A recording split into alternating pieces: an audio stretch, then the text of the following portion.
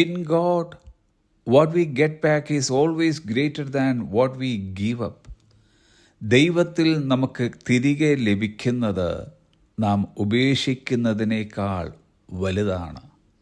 യേശു കർത്താവ് ഇങ്ങനെ പറഞ്ഞു, മത്തായിയുടെ സുവിശേഷം 19 അധ്യായം 29 വാക്യം, എൻ്റെ നാമനിമിത്തം വീടുകളെയോ സഹോദരന്മാരെയോ സഹോദരികളെയോ അപ്പനെയോ അമ്മയെയോ മക്കളെയോ നിലങ്ങളെയോ വിട്ടുകളഞ്ഞവന് എല്ലാം 100 മടങ്ങ് ലഭിക്കും.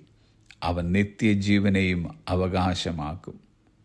പാട്ടുകാരൻ ഇങ്ങനെ പാടി, ഒരു നാൾ നശ്വര ലോകം വിട്ടു പിരിയും, അങ്ങേ കരയിൽ നിന്ന് നാം നേടിയത് എന്തെന്നറിയും, ലോകം വെറുത്ത വില നാം അന്നാളറിയും.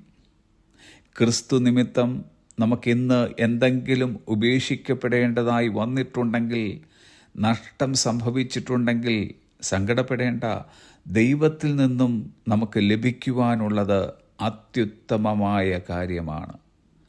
ചിലതൊക്കെ ഉപേക്ഷിക്കുവാൻ കർത്താവ് നമ്മോട് ആവശ്യപ്പെടുമ്പോൾ അതിനേക്കാൾ ശ്രേഷ്ഠമായത് ഒരുക്കി വെച്ചിട്ടാണ് ഇത് ഉപേക്ഷിക്കുവാൻ പറയുന്നത്. God will never take something away from us without the intention of replacing it with something much better.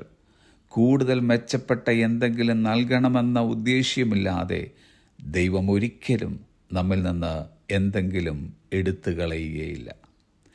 ഇന്നത്തെ നമ്മുടെ നഷ്ടം വൻ ലാഭത്തിനായുള്ളതും ഇന്നത്തെ നമ്മുടെ കഷ്ടം തേജസ്സിനായുള്ളതുമാണ്.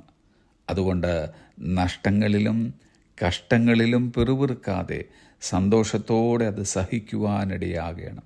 പൗലോസ് അപ്പോസ്തലൻ അതുകൊണ്ടാണ് ഇങ്ങനെ പറഞ്ഞത്. ഫിലിപ്പിയർക്കെഴുതിയ ലേഖനം 3 അധ്യായം 7 വാക്യം, എങ്കിലും എനിക്ക് ലാഭമായിരുന്നതൊക്കെയും ഞാൻ ക്രിസ്തു നിമിത്തം ഛേദം എന്ന് എണ്ണിയിരിക്കുന്നു. Better to lose our life than waste it.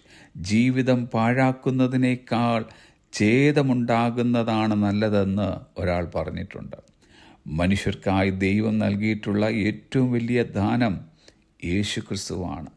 ആ ക്രിസ്തുവിൽ വിശ്വസിച്ചതിലൂടെ നിത്യജീവനും നമുക്ക് ലഭിച്ചു. ഇന്ന് നമുക്കുള്ള ഏറ്റവും വലിയ സമ്പത്ത് നമ്മുടെ ഉന്നത ജോലിയല്ല, മണിമാളികകളല്ല, ബാങ്ക് ബാലൻസുമല്ല, പകരം യേശു കർത്താവ് തന്നെയാണ്.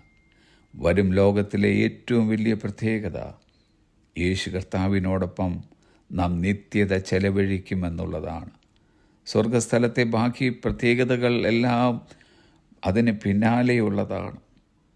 ദൈവം നമുക്കായി ഒരുക്കിയിട്ടുള്ള ശ്രേഷ്ഠവും തേജസ്സേറിയതുമായ നിത്യവാസം ഇടയ്ക്കിടെയെങ്കിലും ഒന്ന് ധ്യാനിച്ച് കർത്താവിന് നാം മഹത്വം കൊടുക്കുന്നവരായിരിക്കണം. യേശു കർത്താവിനായി രക്തസാക്ഷിയായി തീർന്ന ജിം എലിയോട്ട് പറഞ്ഞതത്രേ, he is no fool who gives what he cannot keep it to gain what he cannot lose. നഷ്ടപ്പെടാനാകാത്തത് നേടാനായി സൂക്ഷിക്കാൻ കഴിയാത്തത് നൽകുന്നവൻ വിഡ്ഢിയല്ല. Have a pleasant day.